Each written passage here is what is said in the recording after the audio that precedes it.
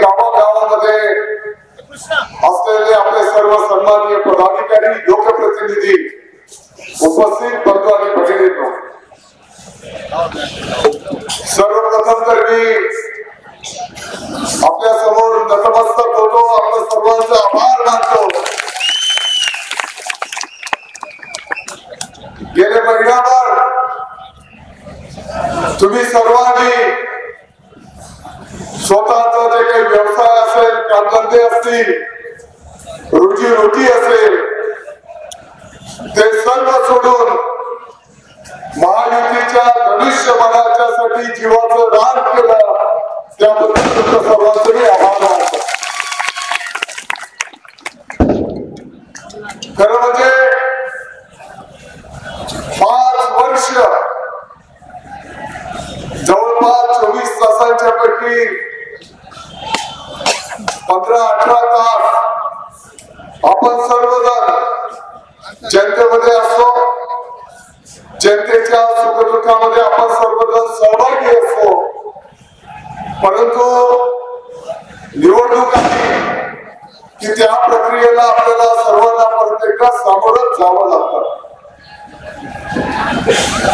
प्रचाराच्या दरम्यान विरोधकांनी काही खोट्या अफवा पसरवल्या, सोशल मीडिया आणि इलेक्ट्रॉनिक मीडियाच्या माध्यमातून एक कृत्रिम वातावरण निर्माण करण्याचा प्रयत्न केला। कदाचित आपल्यापैकी अनेकांना काही किंतु परंतु वाटत होता, परंतु मला विश्वास होता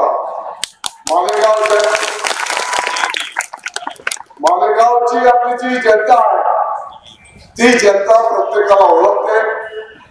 गेल्या 25-30 वर्षाच्या पासून त्यांचा जो काही अनुभव आहे, त्या अनुभवाच्या आधारावर जनता जनार्दन निर्णय करेल, हा मला विश्वास होता।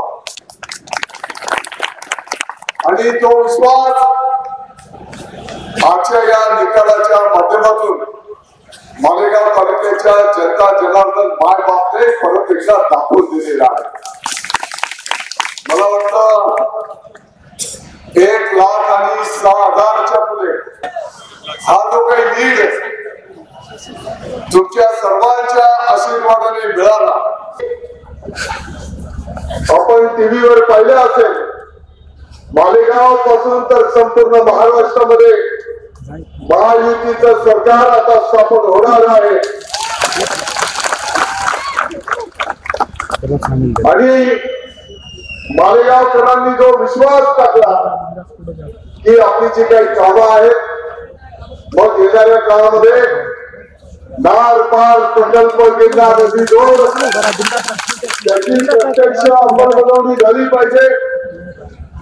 मालेगाव जिल्हा झाला पाहिजे। येणाऱ्या काळामध्ये बेरोजगारांच्या हातांना काम मिळालं पाहिजे, म्हणून अनेक उद्योगधंदे आपल्या मालेगावला आले पाहिजे। मालेगावच्या शेतकरी बांधवांची प्रगती झाली पाहिजे। शेतकऱ्यांची प्रगती होईल म्हणजे मजुरांना पण त्या ठिकाणी काम धंदे मिळणार आहे। त्या दृष्टिकोनातून मग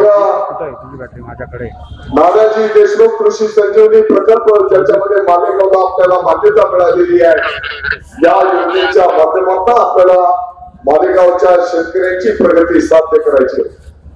त्याच्यासोबतच चालू वर्षाला आपला संकल्प आहे, मालेगावला शासकीय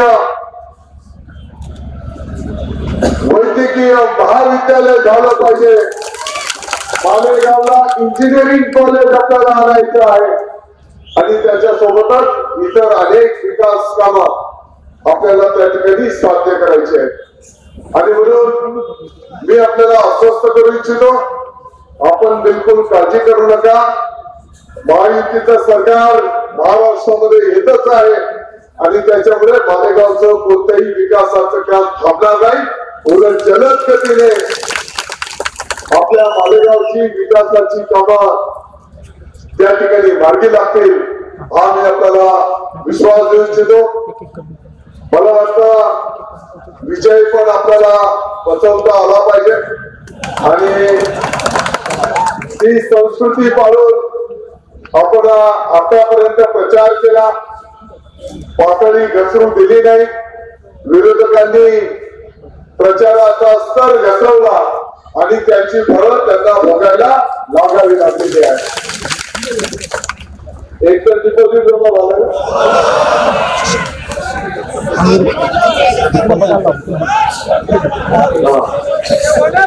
एक डिपॉझिट जमा झालाय.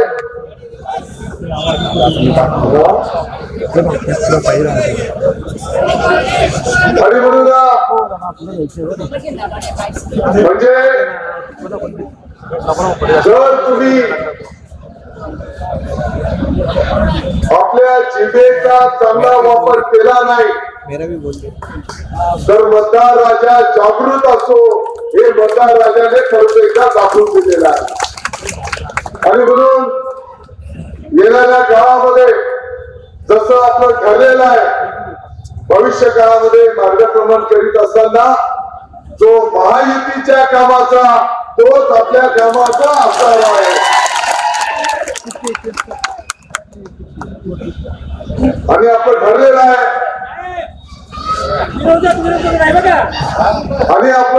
आहे तुम्ही सर्वांनी मला आदेश दिलेला आहे की मी पण माझ्या वागण्यामध्ये थोडासा बदल केला पाहिजे.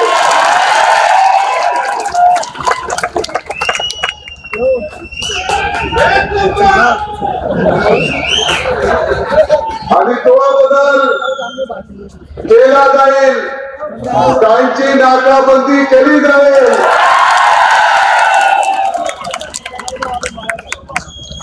जो मालेगावचं वातावरण दूषित करण्याचा प्रयत्न करेल, जो मालेगावच्या शांततेला गालबोट लावण्याचा प्रयत्न करेल, त्याला खड्यासारखं बाजूला काढून दूर ठेवलं जाईल. मला वाटतं चांगलं काम चालू आता बोलण्याच्या पेक्षा कृती करावी लागेल.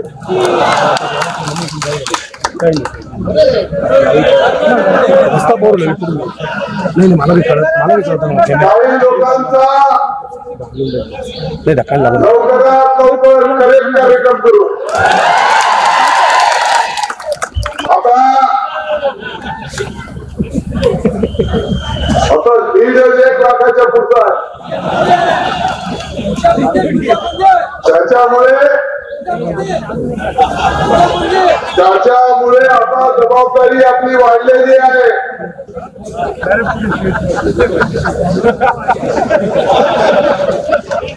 हा सगळा जण खुश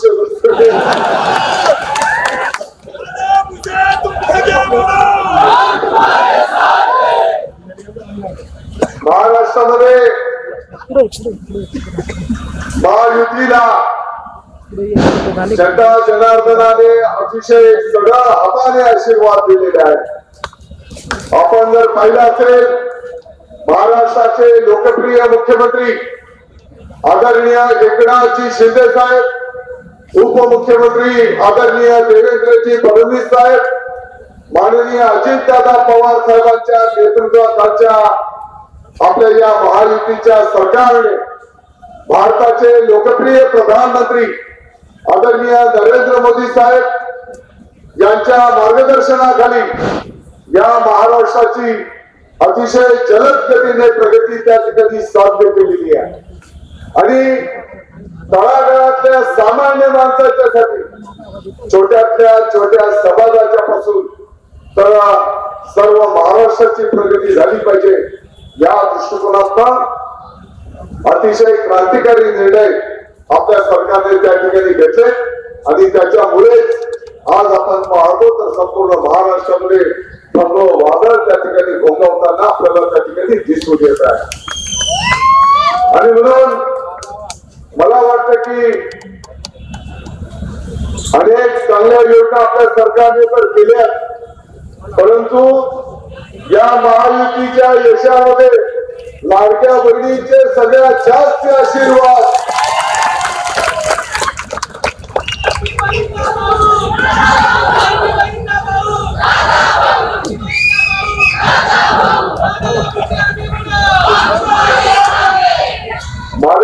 पासून तर संपूर्ण महाराष्ट्रामध्ये लाडक्या बहिणींनी लाडक्या भावांना माननीय मुख्यमंत्री महोदय उपमुख्यमंत्री महोदयांना अतिशय सरळ हाताने आशीर्वाद त्या ठिकाणी दिलेले आहेत आणि म्हणून संपूर्ण महाराष्ट्रामध्ये महायुतीचा भगवा त्या ठिकाणी मोठ्या डौलाने फडकताना आपल्याला त्या ठिकाणी दिसून येतोय. मला वाटतं दुपारपासून तुम्ही सर्वजण एवढ्या मोठ्या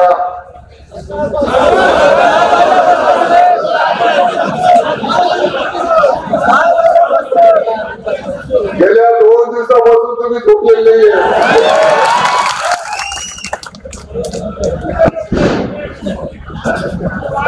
गेल्या 2 दिवसांपासून तुम्ही सर्वजण झोपलेले नाही. माझी तुम्हाला विनंती असणार आहे अतिशय शांततेने तुम्हाला घरी त्या ठिकाणी सुखरूप परत जायचं आहे.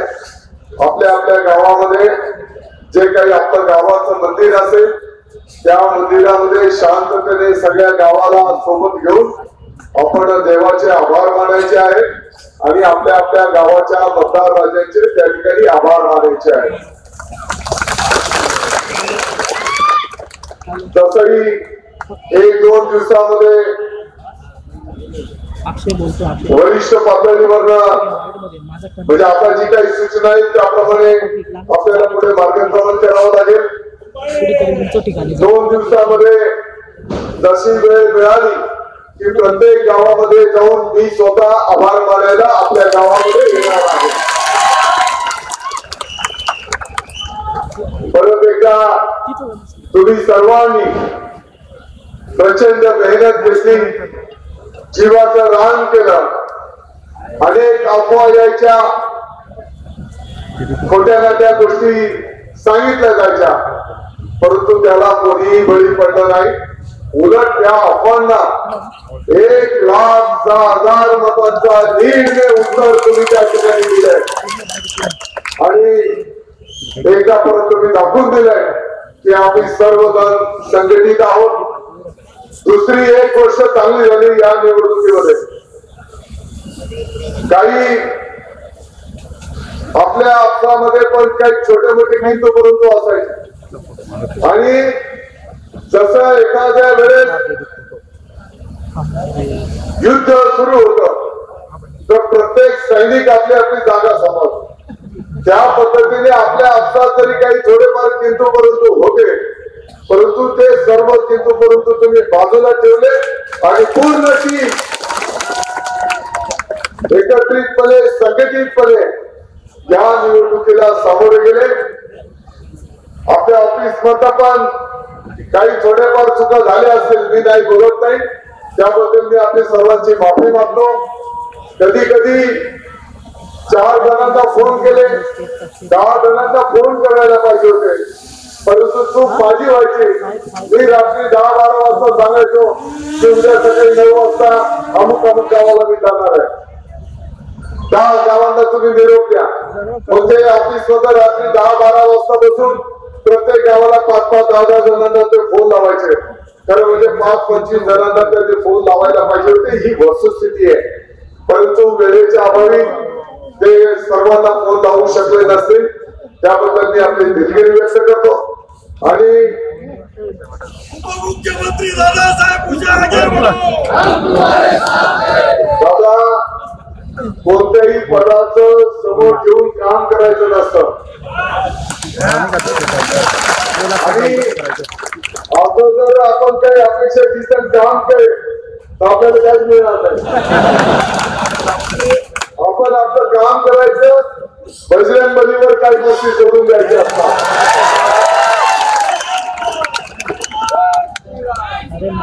आणि भाषणबाजी करता मी सांगत नाही, म्हणजे आपण सर्वजण याच पद्धतीने काम करतो. मंचावरील सर्व नेत्यांचा पण मी आभार व्यक्त करतो. माझा आवाज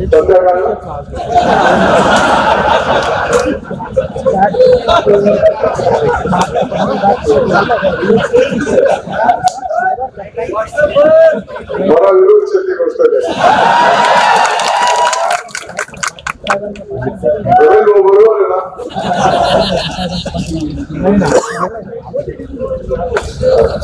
याईकडे पाहुणचार घ्यावा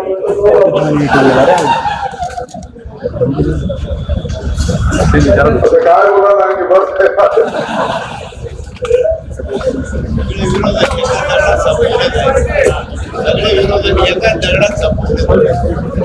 हा काही लोक बोलायचे हे मनामुळे असं होतं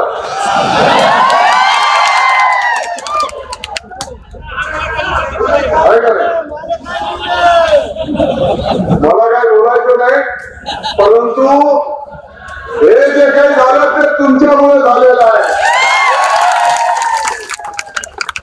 कोण एका व्यक्तीमुळे काही होत नसतं मला वाटतं ही निवडणूक तर जनता जनार्दनाने हातात घेतली होती तुम्ही सर्वांनी जीवाचं दान केलंय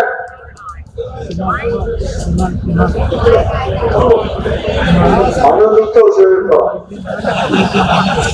तुम्ही सर्वांनी ही निवडणूक हातात घेतली खरं म्हणजे हे ऐका ना खरं म्हणजे यांनी आपल्या मालेगावच्या नावाला गाजवून ठेवलंय आणखी आपल्या मालेगाववर इतर काही जबाबदाऱ्या आपण पार पाडायला पाहिजे होत्या परंतु यांनी आपल्या मालेगावची बदनामी केली मालेगावच्या नावाला गाजवून लावलं आणि त्याच्यामुळे मालेगावमध्ये माझ्या सारख्याला पण जास्तीचा भेट द्यावा लागला हरकत नाही तुम्ही सर्वांनी जो जबाबदारी पार पाडली मी बोललो इथं आहे काही इथं आलेले नाही त्या सर्वांनी जीवाचं रान करून धनुष्यबाणाला तुम्ही जनता जनार्दनाचे आशीर्वाद मिळवून दिले त्याबद्दल तुमचा सर्वांचा मी आभार व्यक्त करतो आणि तुम्ही काळजी करू नका ज्या पद्धतीने आपलं कामकाज आहे किंबहुना तुम्हाला दिसून येईल त्याच्यापेक्षा काकणवर जास्तीने आता जनता जनार्दनाची सेवा आपल्याला करायची आहे